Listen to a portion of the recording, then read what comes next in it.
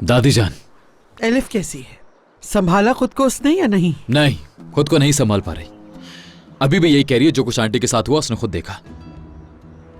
अगर उस लड़की ने वाकई कुछ ना देखा होता तो बार बार क्यों कह रही होती वो? कभी आंटी कुछ कहती है, कभी एलिफ कुछ कहती है, कभी रेयान कुछ कहती है। मैं तो पागल हो जाऊंगा। हर रोज कुछ नया होता है। तो तुम्हारा मतलब है ये सब कुछ मैंने किया है? मैं यहाँ बैठी हुई हूँ, जो पूछना चाहते हो पूछो।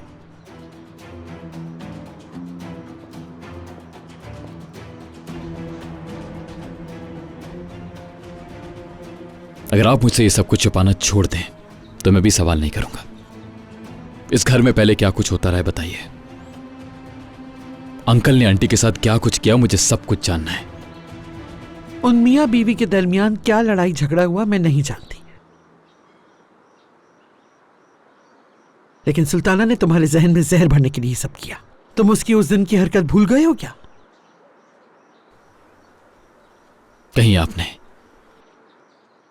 आंटी के साथ इसलिए तो कुछ नहीं किया कि उन्होंने मुझे सब कुछ बता दिया। मैंने सुल्ताना के साथ कुछ नहीं किया। अगर कुछ किया होता तो वो तुम्हें बताना देती। एलिफ की ज़हनी कैफियत का अंदाजा नहीं तुम्हें? क्या हम इस बारे में पहले बात नहीं कर चुके?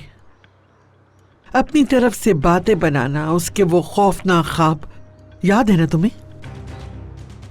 याद है, सब कुछ याद है मुझे दादी जान, लेकिन इस सब की वजह भी आप ही हैं। शक करने पर मजबूर कर देती हैं।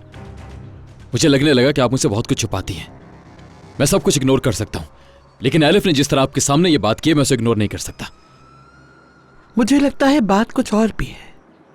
जब भी घर से बाहर जाते हो, वापस आते हो तो अजीब सी बातें करते हो। अब मैंने ऐसा क्या कर दिया बताओगे मुझे जरा तुम? ठीक है, अगर आप सुनना ही नहीं चाहती तो क्या कहूं। रेयान ने मुझे बताया कि मेरे ऊपर जो हमला हुआ उसमें भी दादी जान का हाथ था, यानी आपका।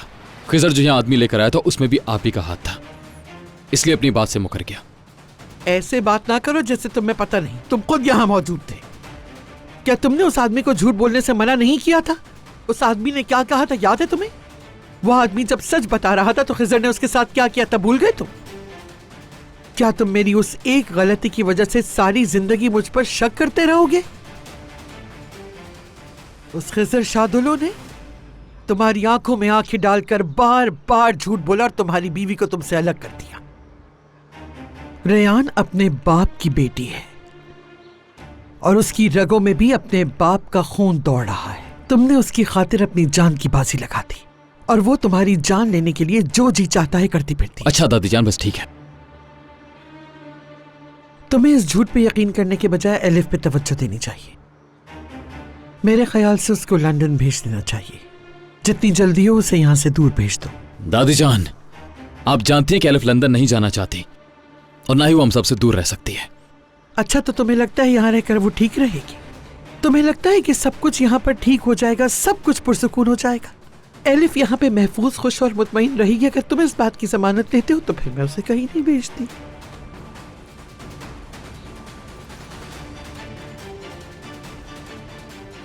एलिफ कहीं नहीं जाएगी। ठीक है,